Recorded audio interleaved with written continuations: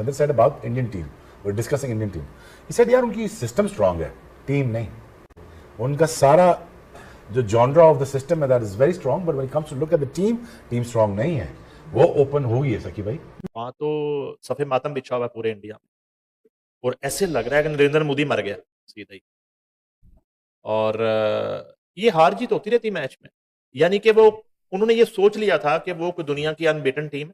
लेकिन जब स्कोरबोर्ड का प्रेशर आ जाता है तो वो चोक करते हैं. विराट कोहली इसमें मास्टर था. फिर जो रही सही कसर ये है कि वो एक ही साथ खब्बे खिलाई जा रहे हैं. अब वो मार्करम जो है ना उनको आउट कर लेते हैं. बहुत बुरी शिकस्त हुई है उनको. 76 रन से आ रहे हो आप, और आपका गुरूर खाक में मिला है, और आप तो सेमीफाइनल खेलने की बातें कर रहे थे. मुझे तो यार लग रहा है जिम्बाब्वे वेस्ट इंडीज मुश्किल है इनको जाने भी दिया. तो वेस्ट इंडीज लग रहा है कि एक मैच और उनको जीतना है, बड़ा मैच इंडिया के खिलाफ, और वो सेमीफाइनल में लगता है क्वालिफाई कर जाएगी. कल उनका गरूर खाक में मिला है, वो उसी तरह मिला है जिस तरह हमने मई में उनका गरूर जो है वो खाक में मिलाया था. कल जनूबी अफ्रीका ने उनको जो है धूल चटाई वहां पे, जिस स्टेडियम को मेरा ख्याल नरेंद्र मोदी स्टेडियम उसका नाम रखा गया शायद, तो उसमें जो है वो मोदी को शिकस्त दी उन्होंने.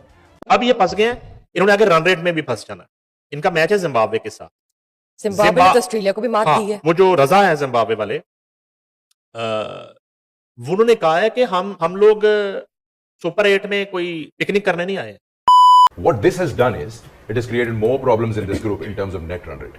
कि बाकी जो टीमें रह गई हैं, जैसे इंडिया है, वो अगर अगला मैच बहुत बड़ा भी जीतते हैं जिम्बाब्वे से, तब भी वो रेगुलर कर सकते हैं net run rate. 5.35 West Indies, 3.80 south Africa. और साउथ अफ्रीका के लिए अगला मैच जिम्बाब्वे से बड़े मार्जिन से फिर बिल्कुल. और अगर वो 5.80 पहुंच जाते हैं again, that means India is winning 2 matches with a big margin, still getting out. हो सकता है अगर तीन टीमें 4-4. But let's make it simple that if India loses against West Indies, game is over. It's very simple as that. Simple. I mean, I don't wish them to be out in that manner, but looks like it. कि 8 तारीख को जो match होगा, sorry जो अगले मार्च को match होगा, जो आखिरी मैच होगा, looks a belter to me. दोनों मैच जीतने और अच्छे मार्जिन से. हाँ, और who put them into that position themselves? अब वो खुद फंस गए इस पोजीशन में. और अगेन आई थिंक बड़ी, तुमने कल एक बात की थी रात को, बड़ी मजे की बात की थी. हम सारे शहरी भी चले गए तो Sikandar said about Indian team. We're discussing Indian team. He said यार उनकी सिस्टम स्ट्रांग है, टीम नहीं. उनका सारा जो जॉनरा ऑफ द सिस्टम है that is very strong, but when it comes to look at the team strong नहीं है. वो ओपन होगी है सकी भाई. उनकी बॉलिंग एक्सपोज हो गई है, डुबे एक्सपोज हो गया, हार्दिक एक्सपोज हो गया. जब जो ही बुमराह के अलावा अगर आप डाउन द ऑर्डर जब आप जाएंगे, उनको फेंकनी पड़ेगी, और फेंटा उनको पड़ा है. Now they put themselves out there now and they gonna have to deal with it now.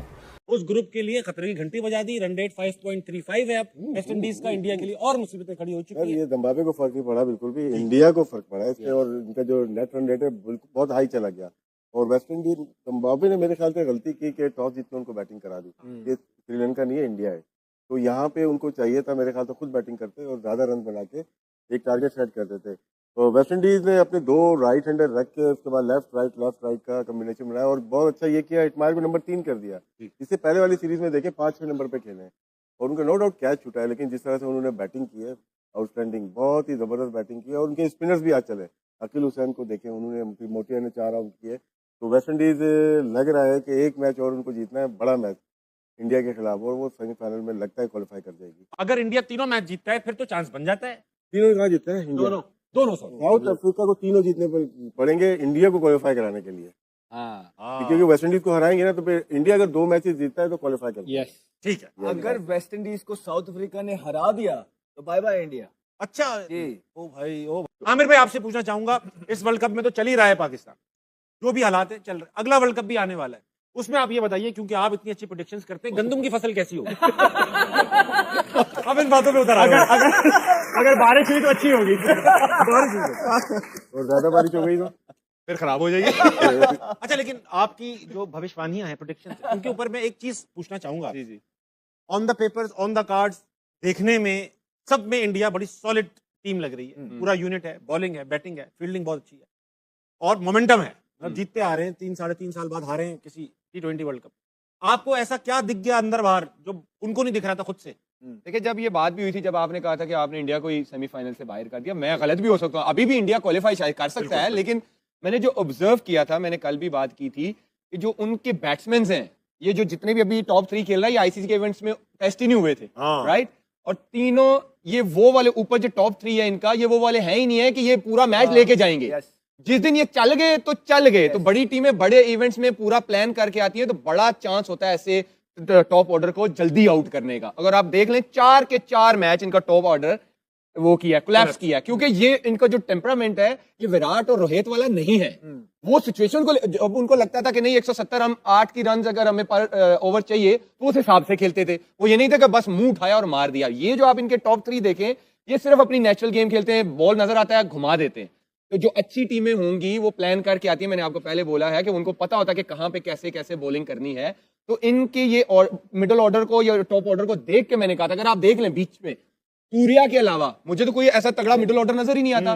Pandya जो है वो ऑलराउंडर है, वो प्रॉपर मिडिल ऑर्डर बैट्समैन नहीं। हाँ, वो ऐसा डेंजरस प्लेयर है, 30 बॉलों पे 70 चाहिए तो वो आएगा शायद 15-20 बॉलों पे 40-45 का था, लेकिन वो यूं सिचुएशन के हिसाब से नहीं खेल सकता। तो मैंने उस हिसाब को देख के इंडियन बैटिंग लाइन को देख के कहा था कि मुझे लगता है कि इनकी बैटिंग लाइन अब कोलैप्स करेगी, जिसके चांसेस इनके कम है आगे जाने के। प्रॉपर है। आमिर अहमद, तुझे लगता था वो पूरे इंडिया को लग रहा है। ये तो अब लगना शुरू हो गया जब से वो अभिषेक शर्मा आउट हुए।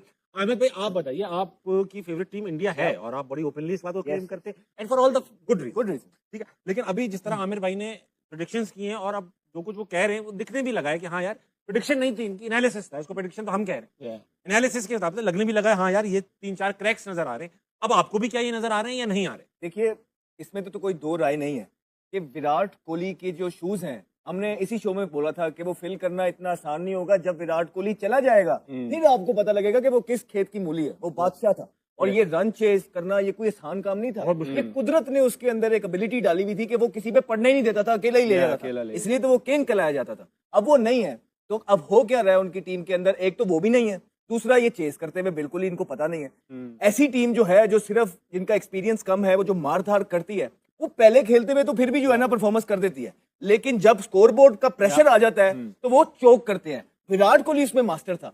फिर जो रही सही कसर ये है कि वो एक ही साथ खब्बे खिलाई जा रहे हैं। अब वो मार्करम जो है ना उनको आउट कर लेता है टीमें, तो वो और प्रेशर में आ जाते हैं। फिर जो रिसोर्सेज है, गौतम गंभीर वो भी ठीक नहीं खिला रहे। आपका मैच विनर है कुलदीप यादव। अब मुझे नहीं पता उसको किस तरह बाहर निकाला। अगर आपने पिछला मैच देखा, ये वाला नहीं, उससे पिछला वाला, कुलदीप यादव के साथ सूर्य कुमार यादव की कोई बहस हुई थी जिसमें सूर्य कुमार यादव ने उसको धक्का भी दिया था और उससे बातचीत की थी कि भाई क्या डिसेंट शो किया। कुलदीप यादव के साथ लोग ये बातें कर रहे हैं कि क्या इस वजह से कि उसका डिसिप्लिन का कोई, उसके सूर्य कुमार यादव के साथ कोई प्रॉब्लम हुआ है जिसके बाद उसको ड्रॉप किया और मुल्क की नहीं सोची, पर्सनल ग्रज को वो आगे लग के देते। नहीं तो ये बाहर नहीं होता। कुलदीप यादव एक डिफरेंट वेरिएशन लेके आते हैं, वो मैच विनर है उनके, उसको नहीं खिलाया। फिर देखे मेरी बात सुने, फिर गौतम गंभीर ने जो सारे डिसीजंस लिए थे, हमने आपको पहले भी बोला कि सूर्या का और ये गौतम पे बहुत बड़ी प्रेशर है। अब आप जब किसी फील्ड के अंदर जाते हैं ना ताबिश भाई, तो तन मन धन से जाते हैं। वो पॉलिटिक्स में चला गया था। उसके बाद जब आप पॉलिटिक्स में जाते हैं तो ऑब्वियसली आपकी सोच में फर्क आता है।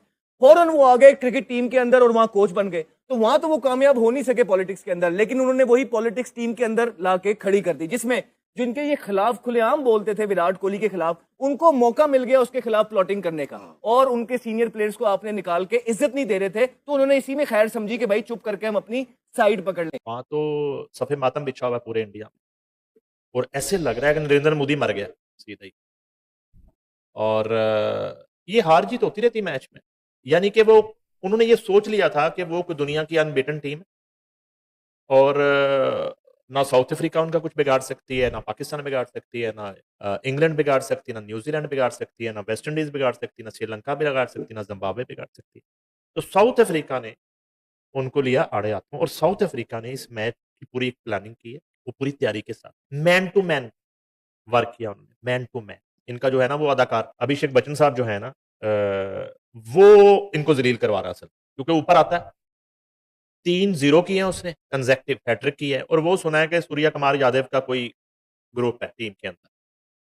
अब इनकी टीम में भी ग्रुपिंग है, यहाँ पे रोला है कप्तानी का। अगर इंडिया के साथ 19-20 हो गई, जो कि मुझे लग रहा है हो जानी है, इंडिया ने इस वर्ल्ड कप से बाहर हो जाना है, तो सूर्य कुमार यादव की कप्तानी जो है ना वो जा रही है, कप्तान चेंज हो जाएगा।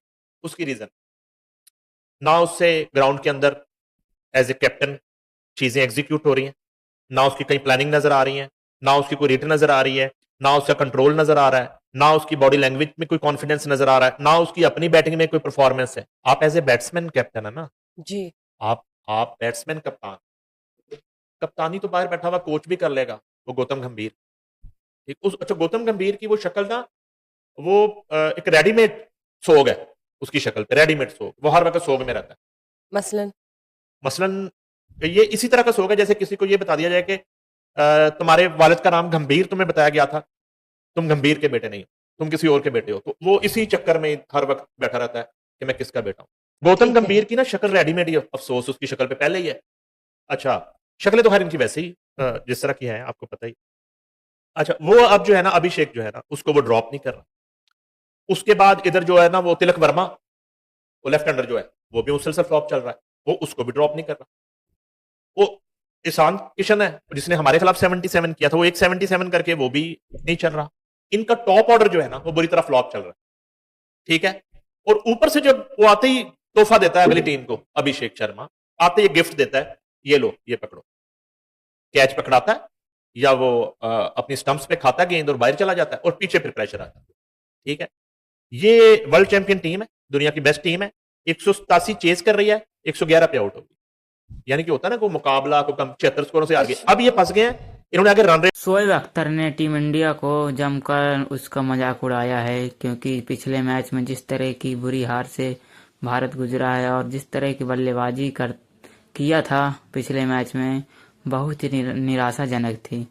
किसी को उम्मीद नहीं थी कि ऐसी बल्लेबाजी कभी भारत कर सकता है।